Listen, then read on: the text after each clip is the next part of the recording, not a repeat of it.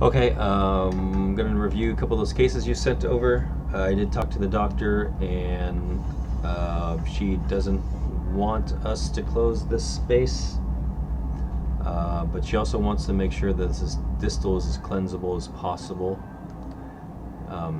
Right here, it's very concave, and this is the reason why I don't like using the wax-up feature for implant crowns. I like to use the actual just abutment feature for the emergence profile. So I'm going to show you how I would design this. So we'll just start from the beginning.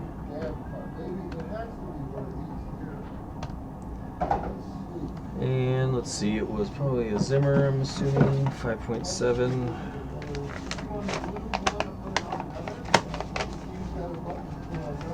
Yes.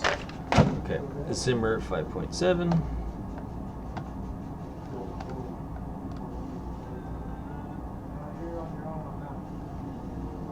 $60 micron, 55.5 height, perfect.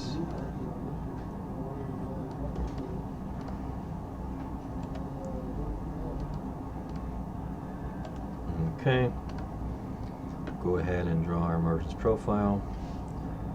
See, this is right here is where it's be tough to get cleansable, so let's go ahead and draw. I like my emergence profiles rectangular and shaped.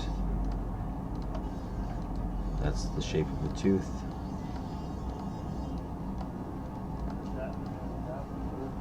Okay. I'll also send you all my tooth libraries. I don't know which ones you have, but I can send them all to you. I probably have, gosh, I don't know, a lot, over 100 or so. And I really like using this rainbow library for posteriors. Nice, simple designs.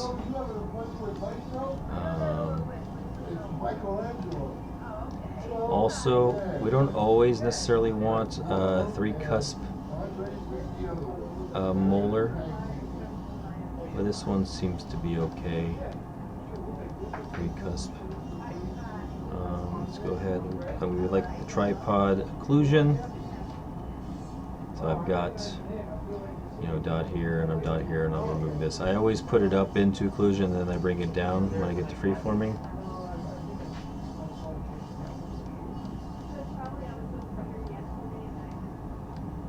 Okay, good. These cusp tips need to be a bit higher. But out.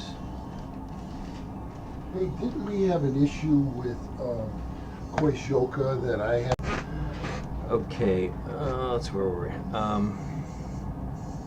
So that tooth is a little erupted, so you can't have it all the way quite up there.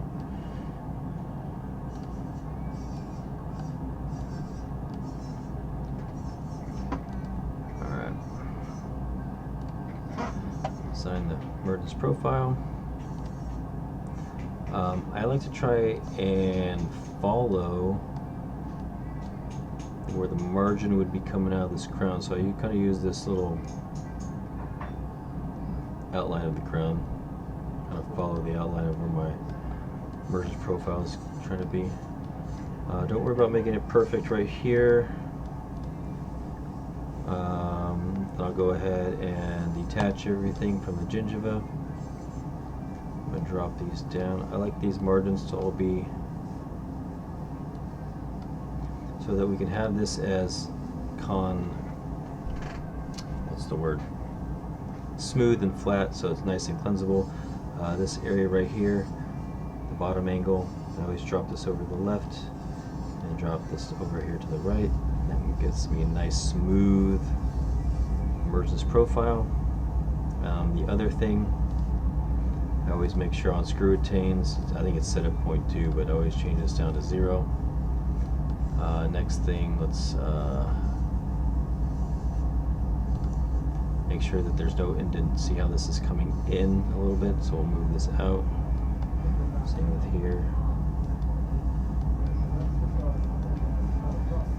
Make sure that everything's below the tissue.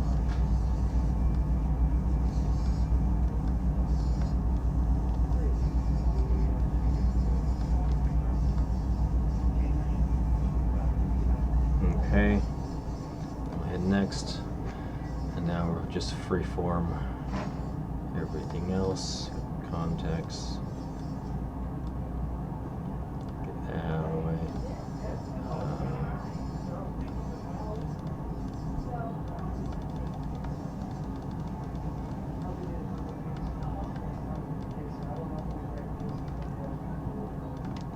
Okay, now I'll remove the gingiva and I'll just come in here and smooth everything out. I'm holding down the shift.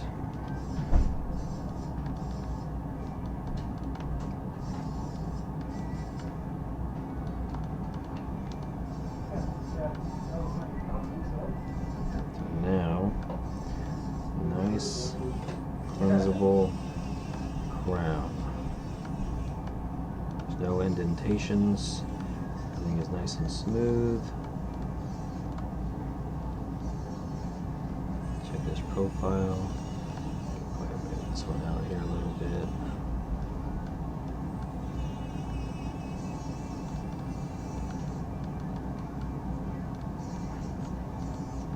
Okay.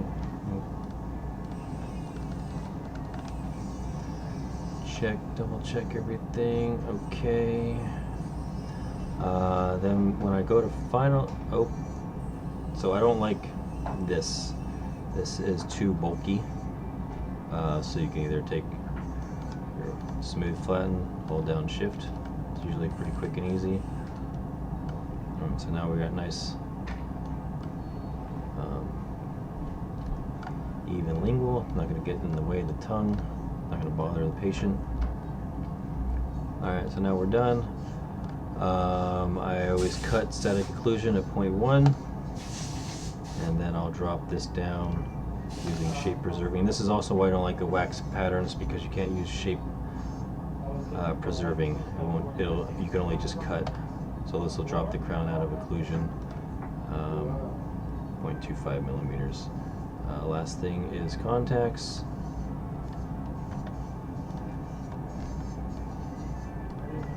Cut. Okay, and then we want to use the cut disc for the insertion direction. See this? For the insertion direction of the contact. See, this lines up these discs perfectly with the screw axis hole. So then all you gotta do is rotate this, drop it over, see, turn on the contact area, and we're just mostly concerned with everything that's underneath the contact, otherwise the crown won't seat properly, or we'll have to grind it in after we mill it out. So we'll cut that, come back here,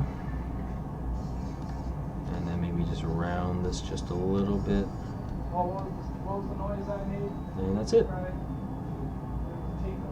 Got your screw retained crown.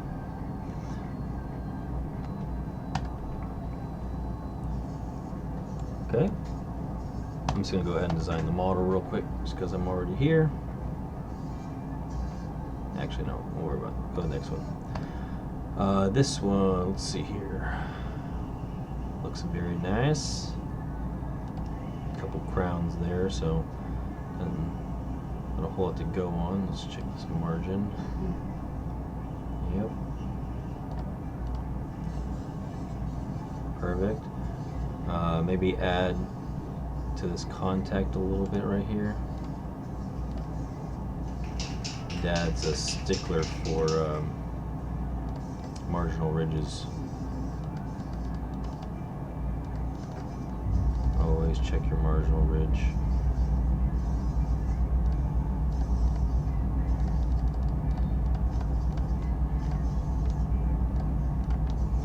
Okay, good over here, marginal ridge.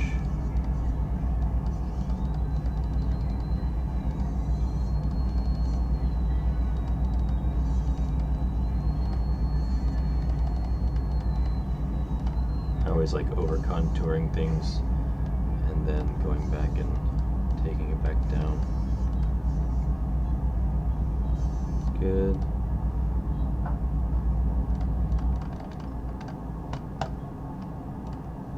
Principal at my kid's school just announced next year, yeah, so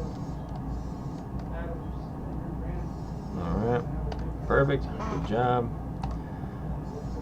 That one's done. Let's check this other one.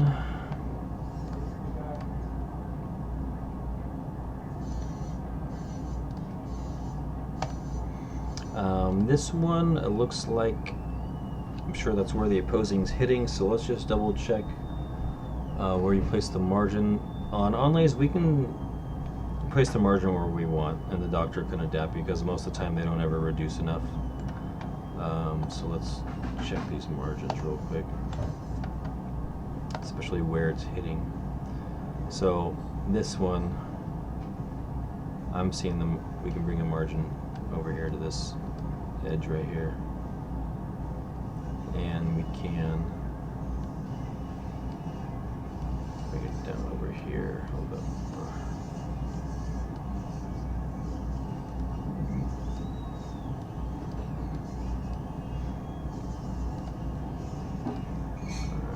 Come up here. That's probably a little tricky one if you're not used to it. I always try to keep the margins so they don't have like jagged edges, so they're nice and smooth. They can adjust them. This right here, looks like there was a bubble in the model. What we can do is we can fill this bubble in.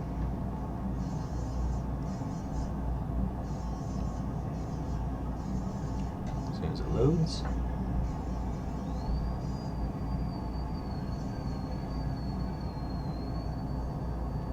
Come on. Oh, it's readapting the margin. Freeform the scan data. Let's get rid of this and this. And this. Let's pull this in. Okay. Holding down. This is kind of a cool feature. I don't know if you've ever noticed, if you know about this. See these triangles? So you can fix these triangles by holding control with the smooth tool button. Well, I guess they weren't too bad, but kind of a cool way to do it. There's a bunch of triangles that are all messed up. So now we need to readapt the margin to what we adjusted on the die.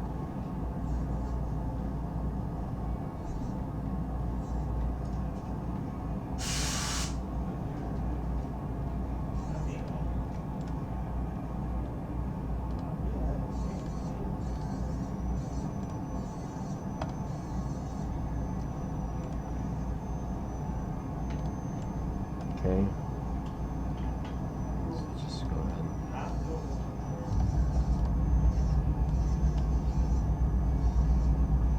Okay. And that is it. She didn't prep that properly.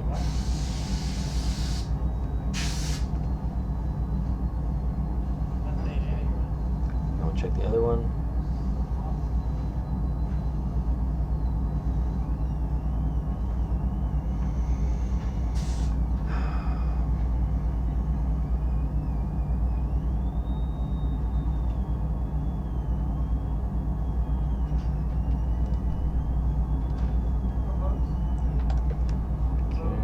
Margin. Again, the way you can check margin. There's no room there for an inlay, so we'll bring this down.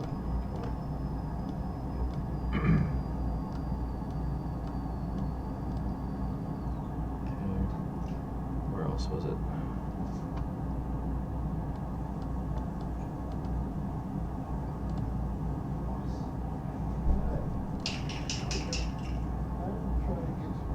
Okay.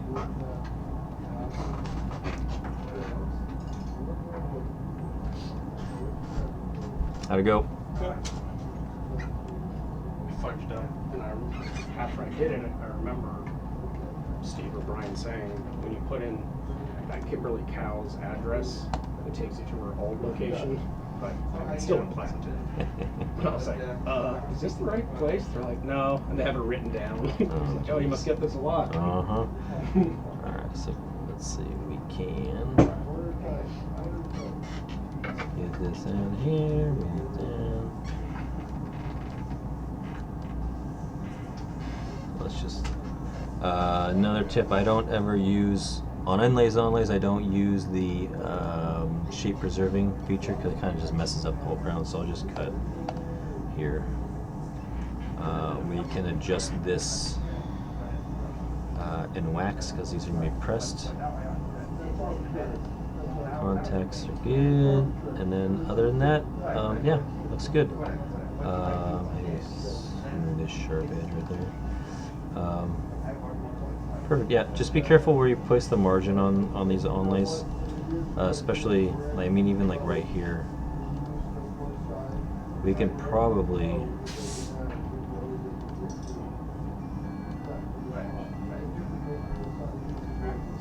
Oh, she just didn't reduce enough there. Alright. So, other than that, yeah, great job. Look real nice, and keep up the good work.